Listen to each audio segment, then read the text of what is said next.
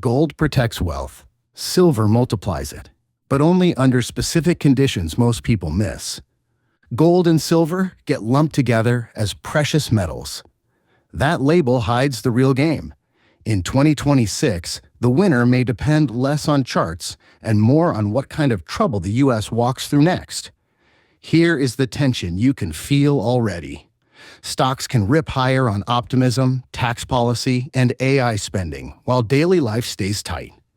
Groceries, store closings, rent, and car repairs feel heavy. That gap is the space where gold and silver start acting like very different tools. So let's make this personal right away. If you had to protect your next 3 years, would you rather protect buying power or chase a bigger upside? Comment protect or upside, and be honest about why. Start with what is happening around the dollar. In 2025, the US dollar weakened in a way many people did not expect, and big banks flagged it as an unusually bad stretch for the DXY in the first half of the year. When a currency weakens, the math of life changes. Imports cost more. Travel costs more. Many basics creep up even if wages rise. Now add tariffs and trade friction back into the mix. Reuters reported that tariffs under President Donald Trump pushed the effective import tariff rate far higher than recent history, and that higher input costs have weighed on U.S. manufacturing as 2025 ended. Tariffs are not an abstract policy fight when you are paying more for goods. One tax group put a rough household number on that pressure. It estimated the tariff package as an average tax increase of about $1,400 per U.S. household in 2026. That is not a talking point. That is a monthly budget getting tighter. So here's a quick check. Have your normal errands started feeling like a small crisis, even when you buy less? Comment yes or no. So the metal question is really a trust question. When people trust paper assets less, they look for anchors. Gold is the oldest anchor on Earth. It does not need a factory to be valuable. It does not need a new product cycle. It does not need earnings. That is why central banks keep buying it. The World Gold Council's demand data showed central bank buying stayed elevated in 2025, with year-to-date purchases still in the hundreds of tons by late 2025. This matters because central banks move slowly. They do not chase memes. They buy what they believe will hold value through policy shifts. And this is not a one-week headline. The World Gold Council also noted central banks added a net 19 tens in August 2025 alone, after a softer month in July. When official buyers keep adding, it signals they expect more policy stress, not less. Would you feel safer right now holding an asset central banks are stacking, or would you rather ride the higher risk metal in your own account? Comment gold or silver. Gold's superpower is simple. It holds up best when fear is steady, not sudden. When inflation cools but never feels solved. When rates move but debt stays huge. When headlines say soft landing but households still cut back. Ask yourself this. Does your life feel like a soft landing or like a slow squeeze? Now, here is where silver enters with a different personality. Silver is not just money in metal form. Silver is also a factory input.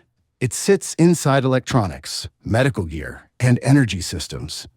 That dual role makes it more emotional and more violent. Silver tends to lag early when growth looks shaky.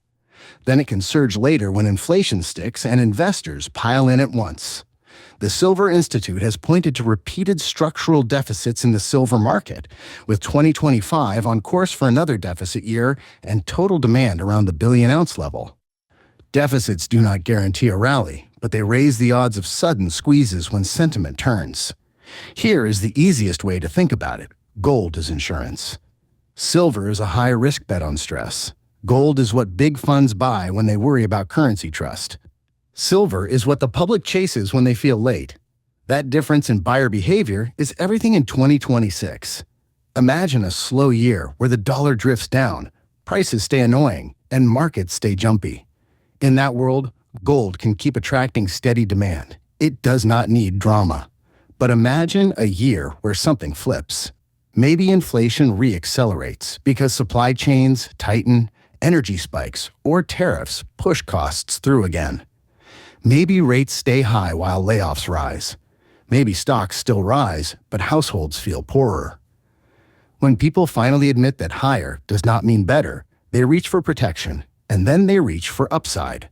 That is when silver can start running. So which path does 2026 resemble? Do you think 2026 looks like a slow grind with policy stress, or a sharper snap where people rush into hard assets? Comment grind or snap. Now let's talk about the trap most people fall into. They buy metals like they buy a lottery ticket.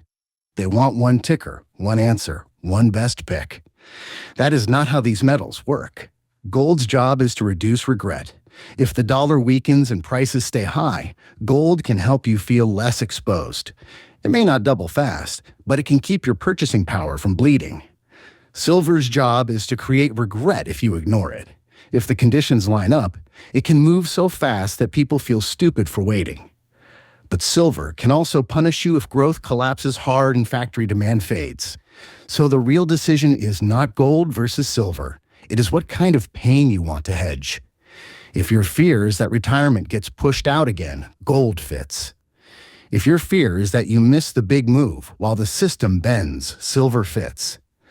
Now let's tie this back to recent U.S. conditions, because this is not a history lesson. This is about your life. Reuters reported that U.S. manufacturing ended 2025 in a slump, with input prices still high, while the broader economy showed strong growth earlier in 2025 powered by tax cuts and an AI investment boom. That mix is strange. Weakness in the real economy, strength in markets, and big capital. That is a classic backdrop for a metals debate. When markets feel disconnected from daily life, people start searching for assets that behave differently. Gold tends to like policy chaos. It likes big deficits. It likes war risk. It likes a world where trust must be earned again. Silver tends to like the moment when the crowd decides that safe is not enough. Here is a practical way to think about 2026 without guessing the future. Use a simple rule. If you believe the next year is mainly about protection, gold should be the bigger piece. If you believe the next year is about a late cycle rush into hard assets, silver deserves more respect. You do not need to be extreme. You need to be clear. So let me ask you a sharper question. If silver jumped 25% in a month, would you chase it or would you sell into that strength? Type chase or sell. Your answer tells you whether silver fits your style. Now, a warning that most videos skip. Metals are not magic. They do not pay your bills. They do not replace a job. They do not fix bad debt. They are a hedge, not a rescue plan. But they can do something powerful. They can reduce the feeling that you are trapped in a system you do not control. That is what people really buy when they buy gold. Control. That is what people really chase when they chase silver. A way out. In 2026, both emotions will be in the air. The question is which one dominates first. Gold often moves on quiet fear. Silver often moves on loud fear. So watch the order. When gold strengthens while silver stays sleepy, that signals caution and slow erosion. When silver starts beating gold, that can signal the crowd is arriving and stress is turning into action. If you want one takeaway you can actually use, it is this. Do not treat gold and silver as twins. Treat them as different tools with different triggers. Now, I want to hear your view. Which is the bigger risk in 2026? Inflation that will not die, or a growth slowdown that hits jobs? Comment inflation or jobs, and tell me your age range, like 40S, 50S, or 60S. And if you know someone who keeps saying, "I'll get serious next year," share this with them. Because the biggest cost is often not the price of the asset. The biggest cost is the delay. Like the video if you want more clear. No sugar talk about money and power. Subscribe if you are tired of being told everything is fine while your receipts say otherwise. This channel is for people who want the warning while there is still time to act, not the explanation after it's over.